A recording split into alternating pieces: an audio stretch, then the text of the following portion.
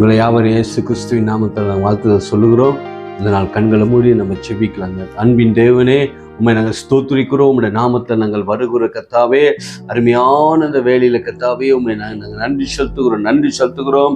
அன்றுவரே, நீர் எங்களோடு கூட இடைப்படும்படியாக நாங்கள் செபிக்கிறோம். நீர் எங்களோடு கூட பேசும்படியாக நாங்கள் செபிக்கிறோம். ஆண்டவரே, உங்களுடைய வார்த்தை ஜீவனுள்ள வார்த்தையா இருக்கிறது. உங்களுடைய வார்த்தை ஆண்டவரே எல்லாவற்றிலும் செய்யக்கூடியதாக இருக்கிறது கர்த்தாவே. உண்மை நாங்கள் ஸ்தோத்திரிக்கிறோம். நாங்கள் தேவனை மகிமைப்படுத்துகிறோம். தேவனை நாங்கள் உயர்த்துகிற கர்த்தாவே. அப்பா, கேட்கிற எல்லாருடைய வாழ்க்கையிலும் ஒரு விடுதலை மறுபடியாக நாங்கள் செபிக்கிறோம். நாங்கள் அல்ல, நீங்க எங்களோடு கூட இடைப்படுங்க. நீங்க பேசும்படியாக எங்களை விட்டு கொடுக்கிற கர்த்தாவே, இயேசுவின் நாமத்துல நாங்கள் செபிக்கிறோம். ஜீவனுள்ள நல்ல பிதாவே, ஆமென் ஆமென். இந்த நாள் தியானத்துக்கென்று ஒரு வசனத்தை எடுத்து நம்ம வாசிப்ப நேரத்துல யோசுவா 1 அதிகாரம் அதுல 8வது வசனத்தை நம்ம வாசிப்போம். இந்த வசனத்தை நம்ம கேட்போம். இந்த நியாயப்பிரமாண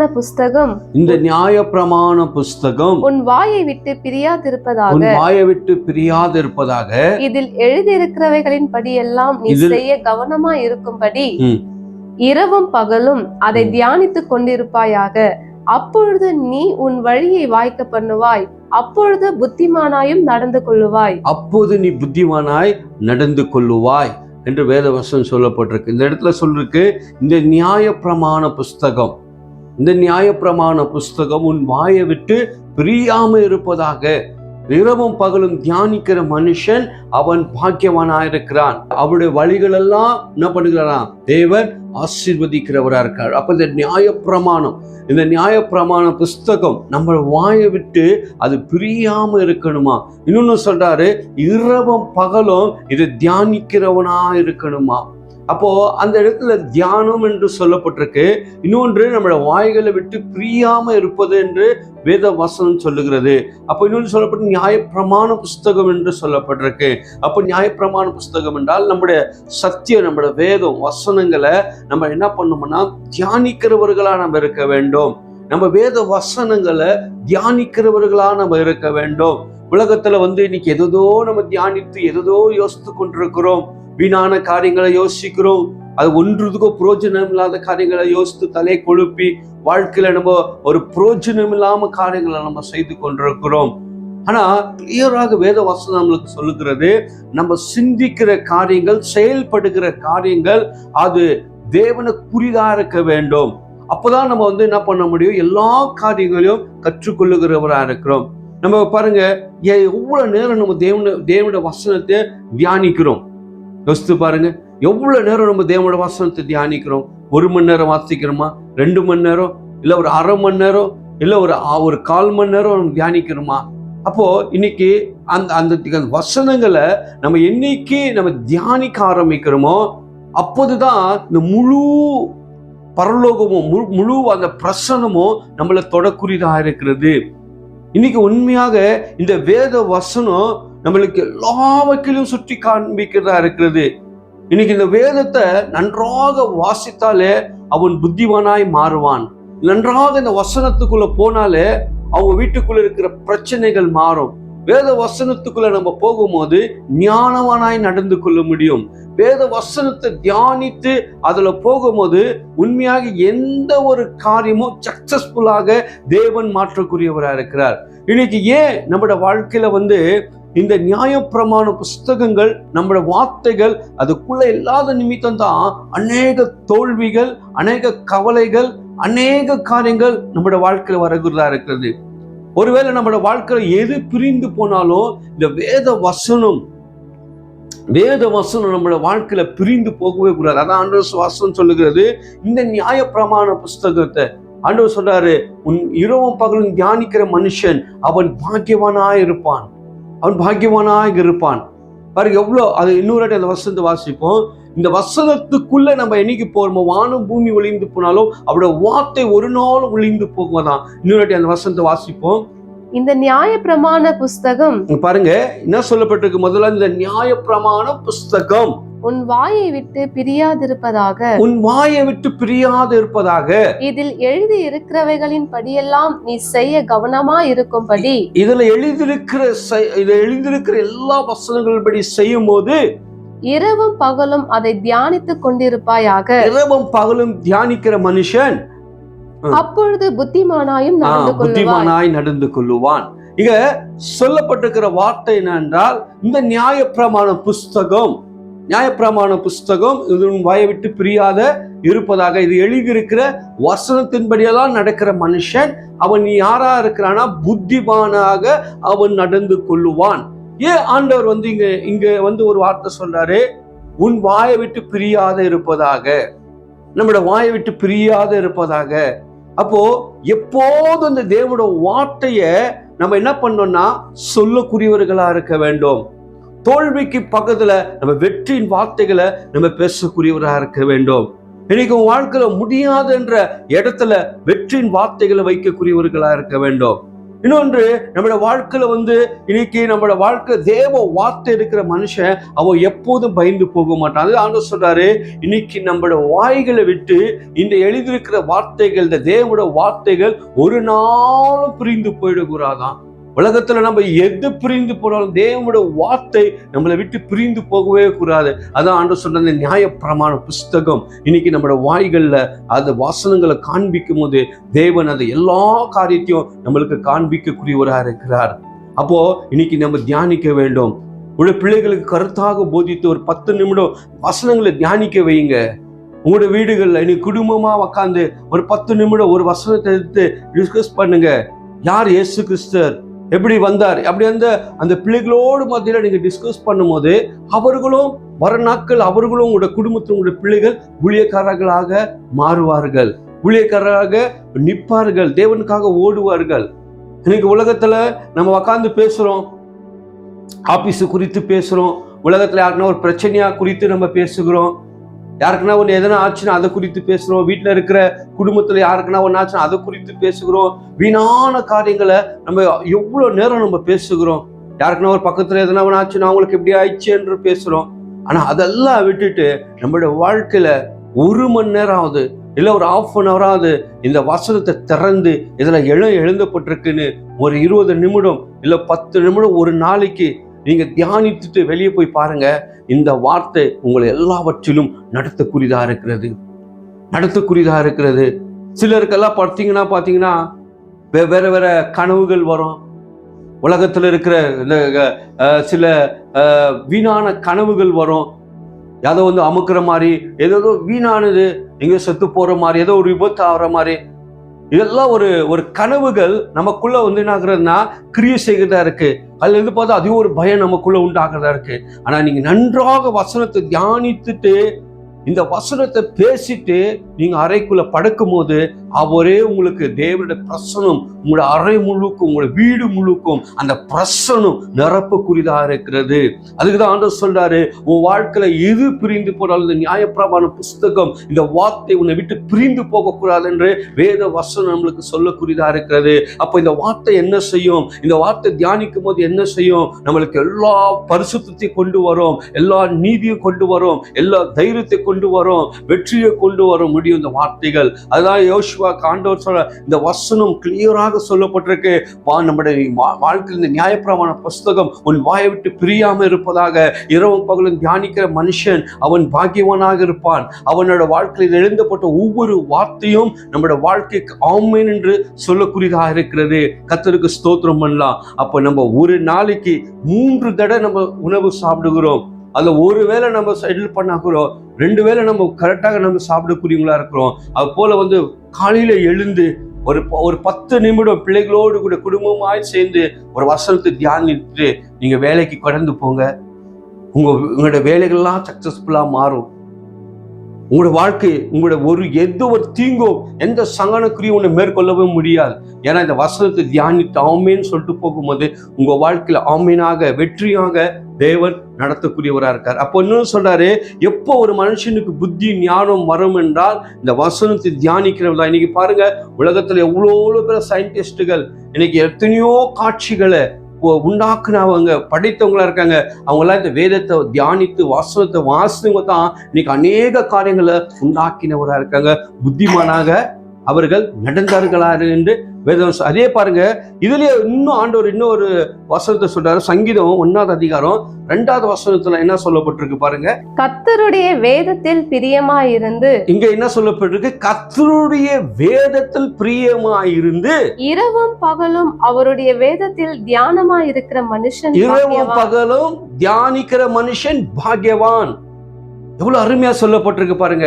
இந்த வசனத்தை கேட்கும் போதே நமக்குள்ள ஏதோ ஒன்று நடக்கக்கூடியதா இருக்கு. இந்த வசனத்தை, அந்த ஒரு வார்த்தையை நம்ம தியானிக்கும் போதே ஒரு பியூட்டிஃபுல்லான ஒரு தேவ பிரசனம் நமக்குள்ள கிரியேட் செய்கிறதா இருக்கிறது.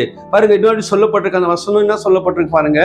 கர்த்தருடைய கர்த்தருடைய வேதத்தில் பிரியமாயிருந்து இரவும் பகலும் அவருடைய வேதத்தில் தியானமாயிருக்கிற மனுஷன் இரவும் பகலும் தியானிக்கிற மனுஷன் அவன் பாக்கியவானான். கர்த்தருடைய வேதம் என்று சொல்லப்பட்டிருக்கு, கர்த்தருடைய வசனம் என்று சொல்லப்பட்டிருக்கு.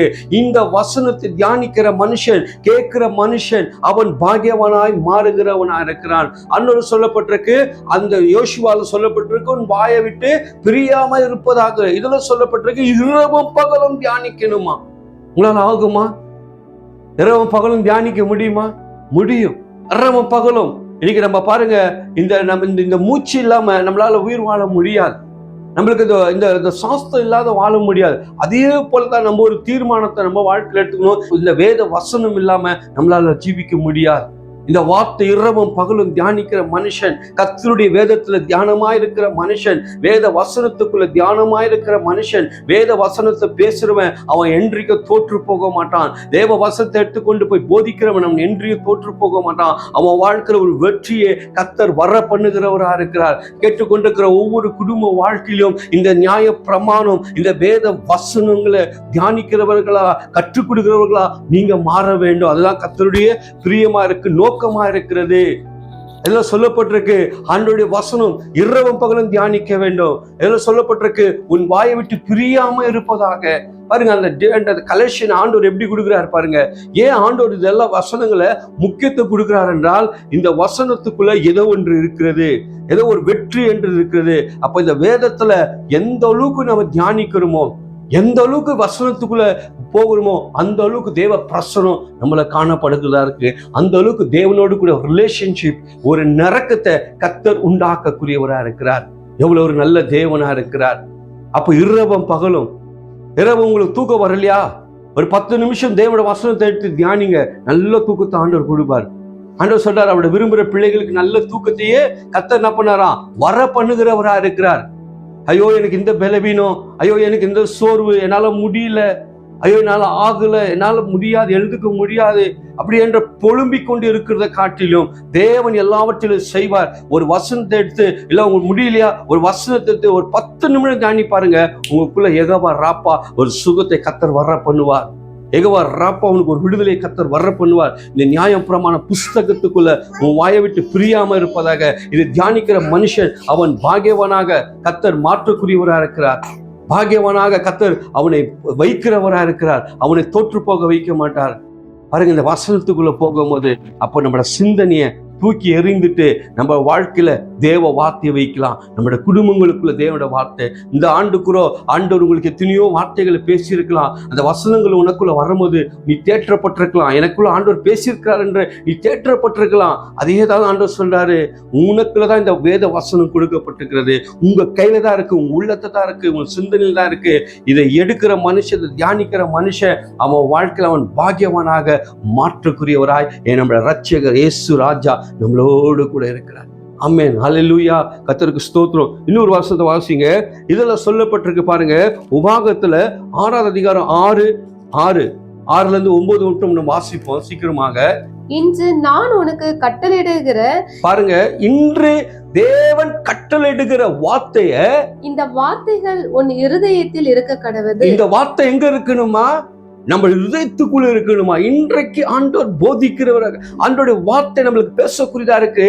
இந்த வார்த்தை உன் இதயத்துக்குள்ளேயும் நீ அவைகளை உன் பிள்ளைகளுக்கு கருத்தாய் போதித்து. பாருங்க எங்க சொல்றாரு பாருங்க ஆண்டவரே, கருத்தாக தேவனுடைய வார்த்தை உன் பிள்ளைகளுக்கு போதித்து நீ உன் வீட்டில் உட்கார்ந்திருக்கிற போதும், பாருங்க என்ன சொல்றாரு பாருங்க, உன் வீட்டுல நீ உட்கார்ந்து கொள்ளும் போதும், வழியில் நடக்கிற போதும், வழியில் நடக்கும் போதும், படுத்துக் கொள்ளுகிற படுத்துக் போதும், கொள்ளும் போதும், எழுந்திருக்கிற போதும் எழுந்துக்கும் போதும், அவைகளை குறித்து பேசி அவைகளை குறித்து நீ பேசும் போது, அவைகளை உன் கையின் மேல் அடையாளமாக கட்டிக்கொள்ளாய். அவைகள் உன் கையில் மேல் கட்டி கொள்ளும்படியாக அவைகள் உன் கண்களுக்கு நடுவே ஞாபகக்குறியாய் இருக்க கடவது. உம்முடைய கண்களுக்கு முன்பாக இந்த நியாயப்பிரமாணம் என்னவா இருக்கணுமா? அடையாளமாய் சின்னமாக இருக்கணும் என்று வேத வசனம் சொல்லப்பட்டுகிறது. ஹல்லேலூயா. அன்றைய வசனம் சொல்லுகிறது, இதுல முதலாவது நம்ம ஹிருதயத்துக்குள்ள தேவனுடைய வார்த்தைகள் இருக்க வேண்டும். இந்த நியாயப்பிரமாண புஸ்தகம், இந்த வேத வசனம் அந்த வார்த்தை நமக்குள்ள இருக்கும் போது மட்டும்தான் அந்த வார்த்தையில் எடுத்து நம்ம பிள்ளைகளுக்கு கருத்தாக போதிக்கணும் என்று சொல்லப்பட்டிருக்கு. பாருங்க, வார்த்தைகள் கவனமாய் போதிக்கணும் என்றார். பியூட்டிஃபுல்லா பிள்ளைகளுக்கு இந்த வயசுல, உன் வயசுல 1 வயசா இருக்கட்டும், 2 வயசா இருக்கட்டும், 3 வயசா இருக்கட்டும், 4 வயசா இருக்கட்டும், 5 வயசா இருக்கட்டும், அந்த வயசுக்குள்ள நீங்க போதிக்கப்பட்டீங்கன்னா ஒரு 16 வயசுக்குள்ள உன் பிள்ளை 30, 60, 100 உனக்கு பலன் கொடுக்கிற பிள்ளையா கர்த்தர் எழுப்பக்கூடியவரா இருக்கார். உன் பிள்ளை என்றைக்கு தோற்று போகாது, உன் பிள்ளை துன்மார்க்கத்துல போகாது, உன் பிள்ளை ஏதோ ஒரு பாவத்துல விழுந்து போகாது. ஏன்னா நீ சின்ன வயசுல இருந்தே வேத வசனத்தினால தாய் தகப்பன் போதித்து அந்த பிள்ளையை நடத்தும் போது அந்த பிள்ளை ஒரு நாள் எழுந்து பிரகாசிக்கிற ஒரு பிள்ளையாக கர்த்தர் மாற்றக்கூடியவரா இருக்கிறார். இதுக்கு கடுமை ஆண்டவர் கொடுத்திருக்கிறார்னா, ஒரு தாய்கிட்ட அந்த கடமையை கொடுத்திருக்கிறார், தகப்பன்கிட்ட அந்த கடமையை கொடுத்திருக்கிறார். தகப்பன் அந்த கடுமையை கரெக்டாக செய்யும் போது உன் பிள்ளைய எந்த ஒரு பிசாசியோ, எந்த பாவத்தின் நிச்சயோ, உலகத்தின் எந்த தீய காரியங்களோ உன் பிள்ளைய தொடுவே தொடாது. இயேசுவின் நாமத்துல நான் சொல்லுகிறேன். இந்த வசனத்துல உண்மையாக சொல்ற, ஒவ்வொரு நாளும் நம்மளோட பிள்ளைகளுக்கு மத்தியில நல்ல பியூட்டிஃபுல்லான வார்த்தைகளை சொல்லுங்க. நிறைய பிள்ளைகளுக்கு சொல்லி கொடுப்பாங்க, நீ இன்ஜினியராகு, கலெக்டராகு, நீ அப்படியா, அதெல்லாம் தப்புன்னு நான் சொல்ல வரல. ஆனா இதை காட்டிலும் இந்த வேத வசனத்தை ஊற்றி பாருங்க. இந்த வசனம் என்றைக்கு தோற்று போக வைக்காது, என்றைக்கு தலை குனிக்க வைக்காது. ஆண்டவர் ஆசீர்வதிக்க. அப்போ ஆண்டவர் சொல்றாரு, எப்பப்போ சொல்லணும்னு சொல்றாரு. எப்பப்போ சொல்றாரு? காலையில எழுந்துக்கும் போது நம்ம சொல்றோமா? வசனம் சொல்றோமா? நம்மளுக்கே 1008 கவலை, இந்த வேலையில பிஸி, அந்த குடும்பத்துல பிஸி, எதில் பிஸி, அதில் அந்த பிஸியில தான் இருக்கிறோம். ஆனால் நன்றாக 4 பேர் இருக்கும்போது காலையில எழுந்து ஒரு வசனத்தை எடுத்து வாசித்துட்டு, அதுல வசனம் இப்படி சொல்லுது மகளை, இப்படி நடந்து கொள், எப்படி ஆண்டவர் இப்படி போதிக்கிறார். இன்னைக்கு ஆண்டவர் குடும்பத்துல ஆண்டவர் பேசுகிறார். அதே போல மத்தியான வேலையில ஒரு வசனத்தை எடுத்து அப்படியே நம்ம தியானிக்கும் போது, அப்படியே இரவு நேரத்துல தியானிக்கும் போது, நீ போக்கிலும் வரக்கிலும் இந்த வசனத்தை தியானிக்கும் போது அது என்னாகிறது என்றால், அது ஆசீர்வாதமாய் கர்த்தர் மாற்றுக்குரியவராக இருக்கார். அது நம்முடைய கண்களுக்கு முன்பாக அடியாள சின்னமாக வார்த்தைகளை வைத்துக் கொள்ள வேண்டும். அப்ப உலகத்துல எந்த ஒரு காரியமும் நம்ம கண்களுக்கு முன்பாக வராது, நம்முடைய பிள்ளைகளை தொடாது. இதுதான் கர்த்தர் செய்யக்கூடியதா இருக்கிறது. இன்னைக்கு அநேக தாய் தகப்பன்கள் இன்னைக்கு தவறு செய்யறதுனால இன்னைக்கு பிள்ளைகள் துன்மார்க்கத்துல போயிடுறாங்க.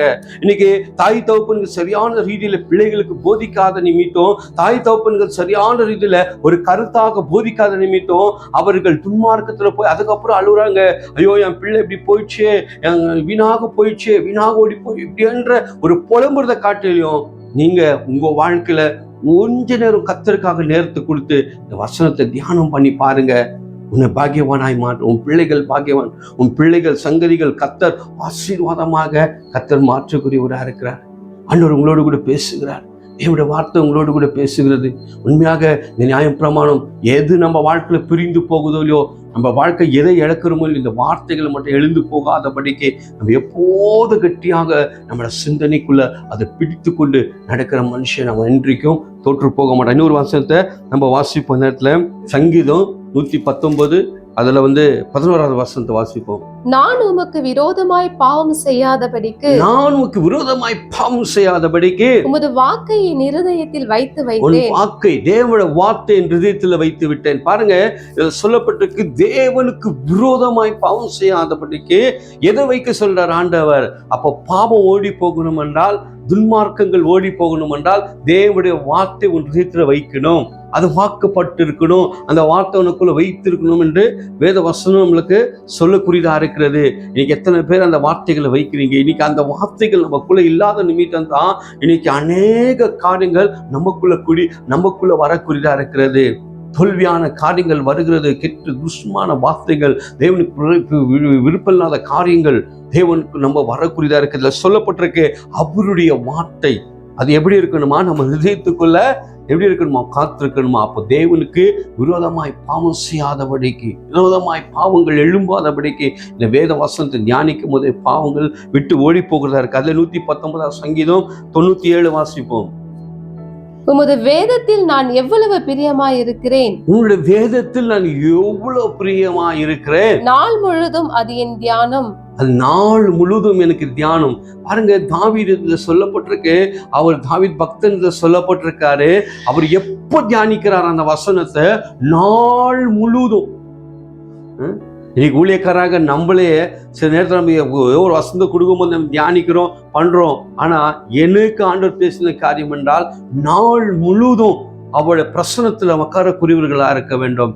அவருடைய நாள் முழுதும் அவருடைய வசனத்துக்குள்ள பிரியமா இருந்து தியானிக்கணும். அப்படி தியானிக்கும் போது தான் ஆண்டவர் பெரிய காரியங்களை தேவன் செய்கிறவரா இருக்கிறார். தாவீது எத்தனையோ அவர் பாவங்கள் செய்தாரு. ஆனா அவர் என்ன பண்றாரு? பாவங்களை செய்தார். ஆனா தேவனுடைய காரியங்கள் எல்லாம் தேவன் எடுத்து அவரை இதயத்துக்கு அவன் ஏற்றவனாய் கர்த்தர் அவரை மாற்றக்கூடியவரா இருக்கிறார். இதுல சொல்லப்பட்டிருக்கு, ஏன் அவருடைய வாழ்க்கை அந்த பாவங்கள்லாம் பாவங்கள்லாம் விட்டு விலகி என்றால் அவர் எப்போதும் எந்த நேரிலும் வேத வசனத்தை அவர் தியானித்தவராக இருக்கிறார், அதை கடைபிடித்தவராக இருக்கிறார், அதுக்குள்ள போனவராக இருக்கிறார். வேத வசனத்துக்குள்ள போகிற மனுஷன், வேத வசனத்தை தியானிக்கிற மனுஷன், அவன் என்றைக்கும் அவன் தோற்று போக மாட்டான். இன்னொரு வசனத்தை வாசிப்போம். உமது வேதத்தில் நான் எவ்வளவு பிரியமாய் இருக்கிறேன். என்ன சொல்றாரு? வேதத்துல எவ்வளோ பிரியமா இருக்கிறார், எவ்வளோ பிரியமா இருக்கிறேன். அந்த பிரியம் நமக்குள்ள வருகிறதா? அப்போ உலகத்துல எதை நேசிக்கிறோமோ, எதைக்குள்ள நம்ம போகிறோமோ, ஆனா தேவட வார்த்தைக்குள்ள போய் அந்த நேசத்துக்குள்ள போகும்போது அவர் நம்மளை எல்லா காரியங்களும் இந்த ஆண்டு வாய்க்க பண்ணுகிறவராக இருக்கிறார். இந்த ஆண்டு நம்மளுக்கு ஒரு சக்சஸ்ஃபுல்ல கர்த்தர் மாற்றக்கூடியவராக இருக்கார். இந்த ஆண்டு ஒரு பெரிய உனக்குள்ள, உன் குடும்பத்துக்குள்ள ஒரு ஆசீர்வாதம், உன் சபைக்குள்ள எல்லாத்துக்குள்ளும் தேவன் உண்டாக்க போறா இருக்கா. இதை செய்து பாருங்க, உன் வாழ்க்கையில இந்த ஆண்டு ஒரு தோல்வி இருக்காது. இதெல்லாம் நம்ம செய்யாத நிமித்தம் தான் நம்ம எவ்வளோ பிரச்சனைக்குள்ள போய் கொண்டிருக்கிறோம், இவ்வளோ வேதனைக்குள்ள போகிறோம். அதான் ஆண்டவர் எனக்கு கற்றுக் கொடுத்தாரு. வேத வசனத்தை நம்ம படுக்கும் போது, எழுந்துக்கும் போது, போகும் போதெல்லாம் வேத வசனத்தை தியானித்து கொண்டே இருக்க வேண்டும், தியானித்து கொண்டே இருக்கணும். நீதிமொழிகள்ல ஒரு கடைசியாக ஒரு வசனத்தை நம்ம வாசித்து நம்ம ஜெபிக்கலாம். 22வது அதிகாரம் 17வது வசனத்தை வாசிப்போம். உன் செவியை சாய்த்து ஞானிகளுடைய வார்த்தைகளை கேட்டு என் போதகத்தை உன் இருதயத்தில் வை. பாருங்க, எதில் வைக்க சொல்றார் ஆண்டவர். நிறைய பேர் சவுத் எழுதி வச்சிருப்பாங்க, கேலண்டர் எழுதி வச்சிருப்பாங்க, அதெல்லாம் தப்புன்னு இல்லை. ஆண்டவர் சொல்றாரு, உன் இதயத்துக்குள்ள, உனக்குள்ள வை என்றார். முதலாவது உனக்குள்ள வை என்றார், உனக்குள்ள இந்த வசனங்களை காற்று என்றார் ஆண்டவர். 2வது அப்படி கீழே வாசிங்க. அவைகளை உன் உள்ளத்தில் காத்து. பாருங்க, எதை காக்கணுமா? உள்ளத்துல. இன்னைக்கு பணத்தை காக்குறோம், உலகத்துல ஆஸ்திகளை காக்குறோம், நம்ம வண்டி நிக்க அதை கூட நம்ம காக்குறோம். எல்லாமே ஒரு சேஃப்டியாக நம்ம வைக்கக்கூடியவங்களா இருக்கிறோம். நம்ம வீட்டுக்குள்ள நம்ம போகும்போது எத்தனை தடவை நம்ம கது சாத்திட்டு நம்ம பொருட்கள்லாம் கரெக்டா இருக்கான்னு நம்ம செய்து நம்ம போகக்கூடியவங்களா இருக்கும். ஆனால் ஆண்டோடைய வசனம் நம்மளுக்கு கிளியராக நம்மளுக்கு போதிக்கக்கூடியதா இருக்கு. ஆண்டோடைய வசனங்களை நம்ம காத்து நம்ம இதயத்துக்குள்ள வைக்கணும் என்று வேத வசனம் சொல்லுகிறது. அப்படி கீழே வசனத்தை வாசிங்க. அவைகளை உன் உள்ளத்தில் காத்து, அவைகளை உன் உள்ளத்துல காத்து, அவைகளை உன் உதடுகளில் நிலைத்திருக்க பண்ணும்போது. எங்க நிலைத்திருக்கணுமோ? முதல்ல நிலைத்திருக்கணுமா? அது இன்பமா இருக்கும், அது இன்பமா இருக்கும். போதுங்க, தேவனுடைய வசனம் என்றைக்கும் அது இதாகாது. எவ்வளவுனா நீங்க பேசுங்க, அது ஆசீர்வாதத்தை கொண்டு வரும், நன்மையை கொண்டு வரும், நல்ல காரியங்களை செய்ய வைக்கும்.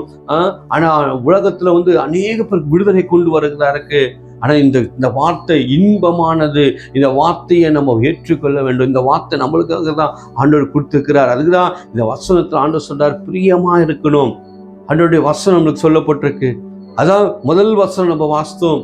இந்த வசனம் நியாயப்பிரமாண வசனம், உன் வாயை விட்டு பிரியாம இருப்பதாக.